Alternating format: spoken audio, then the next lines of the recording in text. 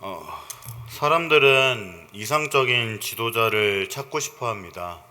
정의롭고 공의로우며 가난한 자를 돌보고 백성을 평안하게 하는 지도자 말입니다. 그러나 현실은 그러한 지도자를 찾기가 쉽지 않습니다. 성경에서도 참된 왕이 누구인지, 어떠한 왕이 하나님이 원하시는 왕인지에 대한 깊은 통찰을 볼 수가 있습니다. 그 중에서도 시편 72편, 즉 오늘 본 말씀은 이상적인 왕, 하나님이 기름 부으신 왕이 어떠한 모습이어야 하는지를 잘 보여주고 있습니다. 즉 시편 72편은 다윗 왕조의 왕들이 어떻게 주의 백성을 다스려야 하는지에 대하여 하나님과 하나님의 백성의 바람을 반영한 노래라고 볼 수 있습니다. 주의 백성을 다스리는 특권을 누리는 왕들은 그들의 특권이 당연한 권리가 아니라 하나님이 자기 백성을 다스리도록 그들에게 위임한 것이라는 사실을 기억하며 주님의 뜻에 따라 주의 백성을 다스려야 했습니다. 그렇다면 지금 이 시대에서 지금 21세기를 살아가는 우리에게 다윗 왕조의 왕의 통치, 이것이 어떠한 의미가 있을까요? 우리에게는 진정한 왕이 오셨습니다. 바로 예수 그리스도입니다. 이 시편은 솔로몬이 왕으로 즉위할 때 다윗이 기록하며 기록된 내용이라고 전해지며 궁극적으로는 메시아이신 예수 그리스도를 예표하는 말씀입니다. 이 시편이 노래하는 메시아의 통치는 예수님의 초림에 어느 정도, 그러나 재림 때 온전하게 최종적으로 성취될 것입니다. 이 시간 이제 시편 72편을 통해 하나님의 공의와 평강이 넘치는 왕국이 어떠한 모습인지 살펴보고 우리가 어떻게 그 나라를 소망하며 살아야 하는지에 대하여서 알아보려고 합니다. 기자는 하나님이 판단력과 공의를 다윗 왕조에게 허락하시기를 기도하며 노래를 시작하고 있습니다. 1절은 하나님이여 주의 판단력을 왕에게 주시고 주의 공의를 왕의 아들에게 주소서, 이렇게 말합니다. 판단력은 정의와 같은 단어로서 모든 사람에게 공평하게 적용되는 기준을 강조합니다. 옳고 그름에 대한 이야기인 것입니다. 공의와 정의는 다윗 왕조가 지향해야 할 통치의 기본적인 성향을 요약하며 또한 하나님이 세상을 통치하는 기준이 됩니다. 하나님의 권위를 위임받아 주의 백성을 다스리는 다윗 왕조의 왕들이 지향해야 할 공의와 정의는 무엇입니까? 이것은 분명 세상의 기준이라 말할 수는 없을 것입니다. 오직 하나님이 주시는 기준이어야 합니다. 그리고 그것은 2절부터 4절을 통해 잘 나타나고 있습니다. 2절에서 4절은 그가 주의 백성을 공의로 재판하며 주의 가난한 자를 정의로 재판하리니 의로 말미암아 산들의 백성에게 평강을 주며 작은 산들도 그리하리로다. 그가 가난한 백성의 억울함을 풀어주며 궁핍한 자의 자손을 구원하며 압박하는 자를 꺾으리로다. 이렇게 말합니다. 이제 기자는 하나님이 세상을 다스리시는 기준이 되는 공의와 정의를 말하고 있습니다.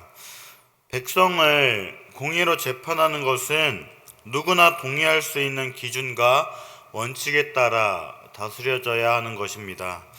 가난한 자를 정의로 재판한다는 것은 그들이 겪고 있는 경제적, 사회적 어려움 때문에 불공평한 판결을 받는 일이 없을 것이라는 뜻입니다. 그들의 권리를 온전히 존중받는다는 것입니다. 왕은 사회적 약자들의 인권과 권리를 보장하는 통치를 해야 하는 것입니다. 하나님의 공의와 정의로 백성을 다스리는 왕은 가난한 백성이 힘이 없고 돈이 없다는 이유로 억울한 일을 당해서는 안 된다는 것입니다. 또한 궁핍한 자의 자손을 구할 것입니다. 궁핍한 자는 경제적인 어려움과 다른 사람으로부터의 억압을 겪는 자를 뜻합니다. 왕은 가난과 억압에 찌든 부모들 때문에 자식들이 피해를 보는 일은 없도록 통치할 것입니다. 궁핍함이 되물림되지 않도록 다스릴 것이라는 뜻입니다. 억압당하는 사람이 없도록 하라면 압박하는 자들이 사라져야 할 것입니다. 그러므로 왕은 압박하는 자들을 꺾을 것입니다. 그리고 5절에서 6절은 그들이 해가 있을 동안에도 주를 두려워하며 달이 있을 동안에도 대대로 그리하리로다. 그는 뱀풀 위에 내리는 비같이 땅을 적시는 소낙비같이 내리리니, 이렇게 말합니다. 왕은 하나님을 경외하는 마음으로 이 나라를 다스린다면 그의 통치는 땅의 생명을 선사하는 단비 같을 것입니다. 끊임없는 풍요의 상징입니다. 또한 땅을 적시는 소낙비는 더위에 지친 사람들과 짐승들에게 생기를 북돋아 줍니다. 왕이 여호와를 경외하는 마음으로 다스린다면 생명력과 생기가 넘치는 세상이 되리라는 말입니다.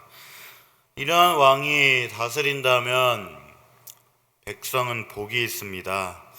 영원히 하나님을 경외하는 마음으로 백성을 통치하는 왕이 다스리는 나라에서는 의인들이 영원히 번성할 것이며 세상 끝날까지 풍성한 평강이 있을 것입니다. 죄와 악에 찌든 세상에서는 의인이 핍박을 받고 악인들이 번창하기 십상입니다. 그러나 주님의 공의와 정의가 실현된다면 그럴 수는 없는 것입니다.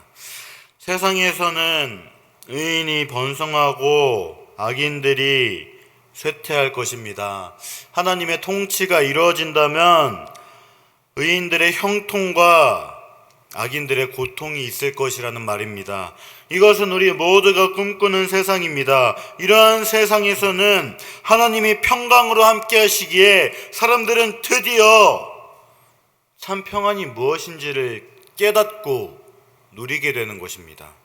그리고 하나님의 공의와 정의로 세상을 다스리는 왕은 바다에서까지와 땅 강에서부터 땅 끝까지 다스린다고 말합니다. 이 말은 문자적인 표현이 아닙니다. 비유적인 표현으로 온 세상을 뜻하는 것입니다. 하나님의 이 통치, 하나님의 공의와 정의의 통치가 임하는 이 영역은 무한대로 있다는 것입니다. 하나님의 통치가 온 세상에 미칩니다. 이 안에 사는 사람들은 모두 왕에게 복종할 것입니다. 기자는 광야에 사는 사람들이 왕에게 절을 하고 그의 원수들이 땅에 납작 엎드리게 해달라고 기도합니다. 그리고 하나님의 통치는 또다시 약자들을 보호하게 됩니다. 12절에서 13절은 그는 궁핍한 자가 부르짖을 때 건지며 도움이 없는 가난한 자도 건지며 그는 가난한 자와 궁핍한 자를 불쌍히 여기며 궁핍한 자의 생명을 구원하며, 이렇게 말합니다. 물론 이 부분은 방금 우리가 읽었던 2절에서 4절 말씀에서 말씀하신 바 있습니다. 기자는 이 섹션에서 비슷한 말을 하는 것이 아니라 이미 앞에서 한 말을 재차 확인하고 있는 것입니다.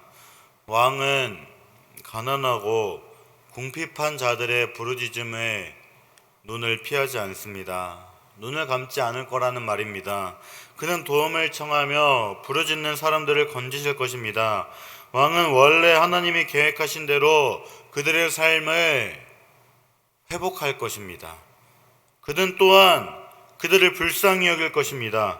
별 감정 없이 도움을 주는 것이 아니라 그들의 어려움에 공감하며 함께 아파할 것이라는 뜻입니다. 그들을 치근하게 여긴 왕은 생명을 위협하는 압박과 폭력에서 그들을 구원하며 평안 안에 살게 할 것입니다.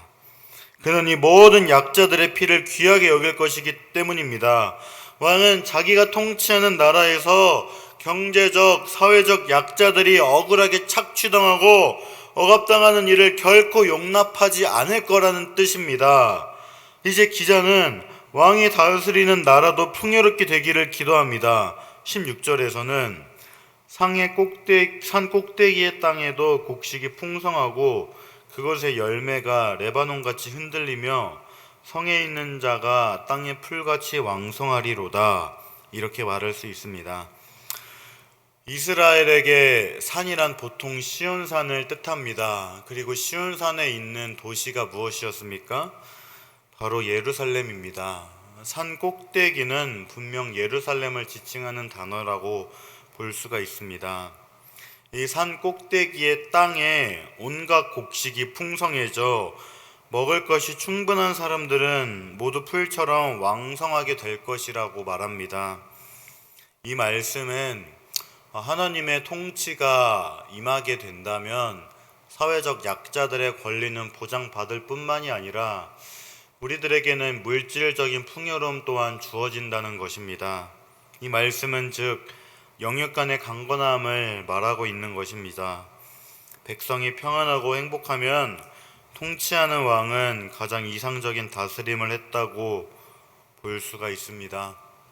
그리고 17절은 그의 이름이 영구하며 그 이름이 해와 같이 장구하리로다. 사람들이 그로 말미암아 복을 받으리니 모든 민족이 다 그를 복되다 하리로다. 이렇게 말합니다. 그의 이름이 영원하며 그의 이름이 해와 같이 장구하리로다. 이렇게 말합니다. 통치자와 백성이 함께한 그 행복한 나라의 왕은 영원히 기억될 것입니다. 기자는 그의 이름이 해처럼 영원히 기억될 것을 말합니다. 태초부터 종말까지 영원히 존재하는 태양이 사라질 때까지 왕의 이름도 하나님과 사람들에 의해 기념되고 존경과 칭찬이 자자할 것을 말하고 있습니다. 하나님은 오래전에 세상 사람들에게 복을 끼치는 축복의 통로가 되라고 아브라함에게 말씀하셨습니다. 기자는 세상 모든 사람이 왕으로 인해 복을 받게 되기를 바라며 왕을 통해 복을 받는 모든 민족이 다 그를 복되다고 할 때를 꿈꾸고 있습니다. 즉 아브라함에게 약속하신 그 언약이 성취될 것을 간절하게 바라고 있는 것입니다. 이제 기자는 여호와 하나님은 홀로 기이한 일을 행하시는 분이라고 찬양합니다. 여호와 하나님은 세상 그 어떤 우상과도 비교할 수 없는 전능하신 분이라는 뜻입니다. 우상들은 할 수 있는 일이 아무것도 없습니다. 기자가 찬양하는 이 기이한 일을 하시는 하나님은 여호와입니다. 사랑하는 여러분, 여호와란 주의 백성과 특별한 관계를 맺으시는 분이며 하나님으로서는 온 세상을 창조하시고 다스리시는 분이라는 뜻입니다. 여호와, 즉 이스라엘과 언약을 맺은 분이라는 뜻이고 하나님은 이 세상을 창조한 전지전능한 분이라는 뜻입니다. 그 전지전능한 하나님이 나의 하나님, 나의 여호와라는 뜻입니다. 그러므로 하나님이 특별히 사랑하시려고 선별한 사람들이 곧 주의 백성들이 주님의 영화로운 이름을 영원히 찬송하는 것은 당연한 일입니다. 이렇게 시편 72편이 끝나게 됩니다. 그런데 사랑하는 여러분, 여러분들도 알다시피 오늘 말씀과 현 시대는 굉장히 괴리감이 있습니다. 그렇다면 이것은 어떻게 된 일입니까? 우리는 기억해야 합니다. 이 말씀의 최종적이고 유일한 성취는 오직 예수 그리스도 뿐임을 시편 72편에서 묘사하는 이상적인 왕은 결국 예수 그리스도를 가리킵니다. 예수님이 다시 오실 때 오늘 말씀에 나타난 평강과 공의가 완전히 이루어질 것입니다. 우리는 그날을 소망하며 살아가야 합니다. 그러나 우리는 그 영원한 하나님 나라를 소망하는 것만으로는 만족해서는 안 됩니다. 하나님은 이 세상을 회복하시는 일에 교회, 즉 우리를 부르셨습니다. 우리 또한 이 세상에 오늘 말씀에서 나타난 통치가 이루어지도록 노력해야 하는 것입니다. 이 땅에서 우리가 할 수 있는 부분, 즉 공의를 실천하고 평강을 나누고 가난한 자를 돕는 삶을 살아야 하는 것입니다. 이것이 성도로서 마땅한 일인 것입니다. 오늘 말씀에 나타난 정의와 평화가 나타나는 그 하나님 나라를 소망하고 그 나라가 이 땅에 임하기를 갈망하고 노력해야 하는 것입니다. 사랑하는 여러분, 오늘 말씀을 기억하시며 오늘 하루를 살아가시기 바랍니다. 영원한 그 하나님 나라를 꿈꾸고 그 나라가 이 세상에 임하도록 피와 땀을 흘리고 팔을 걷어붙이는 여러분들이 되기를 주님의 이름으로 간절히 소망합니다. 말씀을 기억하며 기도하겠습니다. 첫 번째, 예수 그리스도의 다시 오심으로 완성될 영원한 하나님 나라를 소망하게 하소서. 두 번째, 이 세상에 정의와 평화가 이루어지는 하나님 나라가 임하도록 정의와 평화를 실천하게 하소서. 이러한 기도 제목으로 다 함께 기도하겠습니다.